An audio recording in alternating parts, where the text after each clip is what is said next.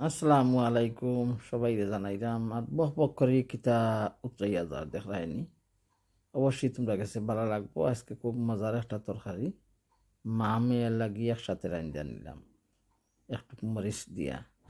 মেয়ে তো মরিচ খায় না, তবু আজকে মরিচ দিলাম। আর কিতা রাঁধছি অবশ্যই দেখো, তোমরা কাছে খুব ভালো লাগবো। আসলে সবাই রান্না করিয়া কমই বেশি খাইতেছো, আমার রান্না কোনো আর ডিফারেন্ট নাই। ঘরে যা রান্না করি ডেইলি তাই তোমরা সাথে শেয়ার করি। কত আলু রেসিপি শেয়ার আছে। তো বিসমিল্লাহির রহমানির রহিম। একটা কড়াই বইলাম, হাঁড়ির মতো একটা হাঁডির মতো দিয়া দিলাম 3 চামচ পরিমাণ সানফ্লাওয়ার তেল। আর তারপরে খাইটিয়া দইয়া রাখছি একটা পেঁয়াজটা দিলাম, তেল একটু গরম হইল। তারপরে দিয়া দিলাম 4 চামচে 2 চামচ লবণ। আসলে 2 চামচ বলতেছি তো অনেকের ভুল, আসলে আমি দেখাইতাম যদি ভালো হইব, নেক্সট টাইম দেখাইম।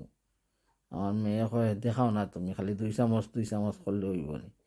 আসলে ওরা তো কোনো সময় চামচটা একবারে ফুল করিয়া দিলাই। আসলে ফুল করিয়া দিলে তো 2 চামচ লবণ অনেক কিছু, আরও অনেক আলু আরও অনেক, বাট এত ফুল করিয়া দিই না, সামান্য কিছু কম থাকে ফুল তো গিয়া। তো এখন পেঁয়াজ দেওয়ার পর লবণ দেওয়ার পর পেঁয়াজটা একটু কম গ্যাসে কম আগুন দিয়া খসিয়ে নেই। তারপরে দিব পেঁয়াজের মাঝে একটু পানি, পেঁয়াজটা আস্ত রাখবো করি কিছু বয়েল হইতো, কারণ বয়েল করা পেঁয়াজ নাই। তো আস্ত পেঁয়াজ দিয়ে ফ্রেশ পেঁয়াজ দিয়ে রান্নাম। বয়েল করা পেঁয়াজ থাকলে আমার জটফট হয়, কারণ পেঁয়াজটা জলদি খসিয়ে যায়। তো দেখো মশলা কিতা লইয়া রাখছি তাই তোমরা সাথে শেয়ার করলাম। তো এই চামচ দিয়া 2 চামচ খারি পাউডার, বলস খারি পাউডার, তবুও ফুল ফুল করিয়া রাখছি না, ফুল কিতা বড়ি বড়ি চামচরে লইয়া রাখছি না। আধা চামচ তো না আরও কম দিছি হলুদ গুঁড়া, কারণ বলস খারি পাউডারের সাথে সব মিক্স মশলা থাকে গিয়া, হলুদও কিছু থাকে। আর মরিচের গুঁড়া দিয়া দিছি 1.5 চামচ। এখন আস্তে আস্তে পেঁয়াজটা খসিয়ে গেল কিছু, আমি মশলা এড করার সময় হইয়া যার, তো আমি আরও একটু লাড়াছাড়া করিয়া মশলা এড করিয়া নেব। তো আমার প্রিয় পাবলিক শোনা হল, আমার মতো প্রবাসী যারা সবে ভিডিও বানাও, সকলকে অসংখ্য ধন্যবাদ।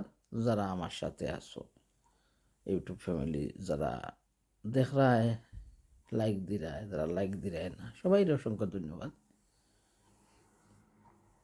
চেষ্টা করলাম, হয়তো এগিয়ে যাইতাম, না পারলে আর কিছু নাই।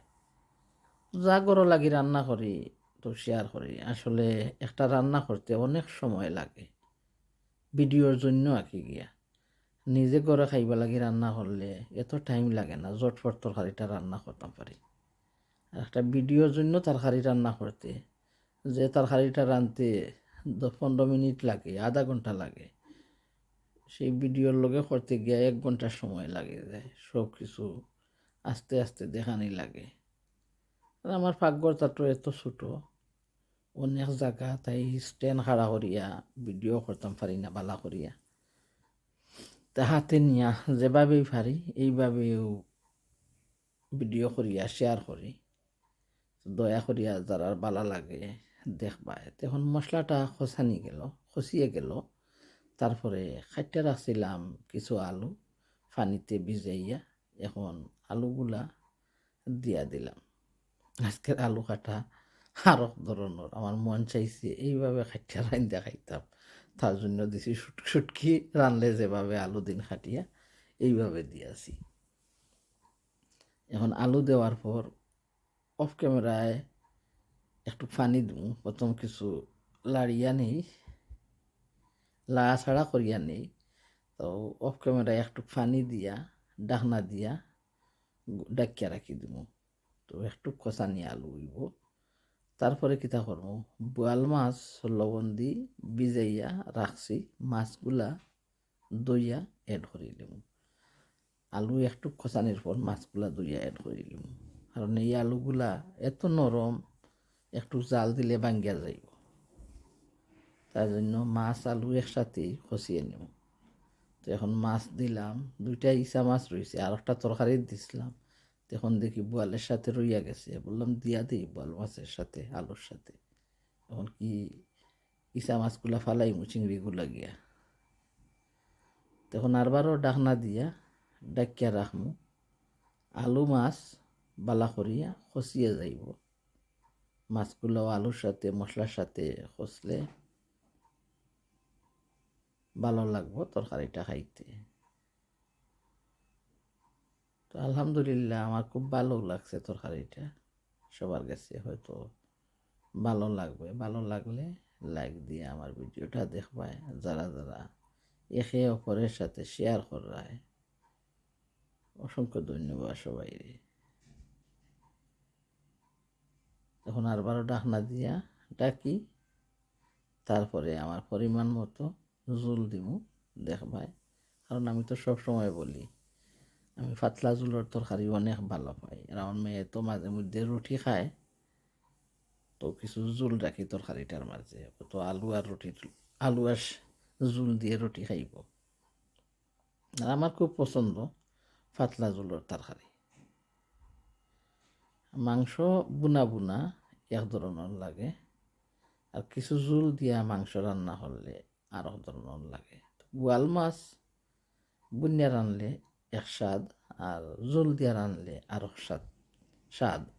তখন আমার পরিমাণ মতো জুল দিলাম। আজকে বাখর পাতা ফ্রোজেন করো না করে, আজকে আর বাখর পাতা দিব না।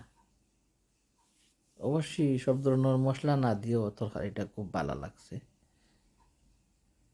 ধনিয়া গুঁড়ো দিই নাই, শুধু খারি পাউডার দিছি, মরচর গুঁড়া, হলুদ গুঁড়া। এখন ডাকনা দিয়া কিছু সময় লাগি ডাকিয়া রাখি, বক বক করে উতরাইব, তারপরে তোমরার কাছে আইব, দেখাইমু তোমরারে। আসলে কিভাবে দেখাইমু, আমি তো আর বউলে বাটিতে নিয়ে দেখাই না, হাড়ির মাঝেই থাকে তরকারিগুলা। আমার বয়সও এগুলা আর খার ভালো লাগবে, রান্না করিয়া বউলে লওয়া, ডিশ সাজানি, আরে কত টাইমের দরকার। তো শোনা কল আমার সাথে থাকবায়, পাশে থাকবায়। দেখছো কীভাবে জুল দিলাম, এই পরিমাণ জুল দিছি।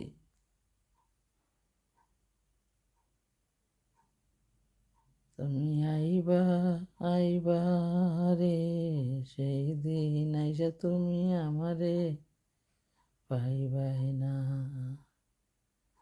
তুমি আইবা আইবা রে, সেই দিন আইসা তুমি আমারে পাইবাই না।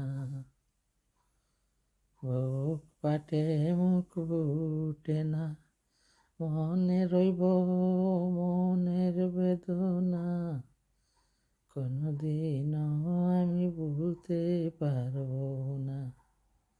বেঈমান আইবা আইবা রে, সেই দিন আইসা তুমি আমারে পাইবাই না।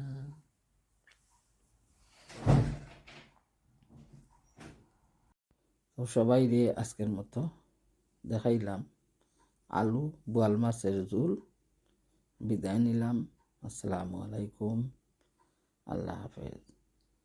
সবাই পাশে থেকে ভিডিওটা দেখবা, না টানি টানি। ধন্যবাদ সবাই রে, শুক্রিয়া।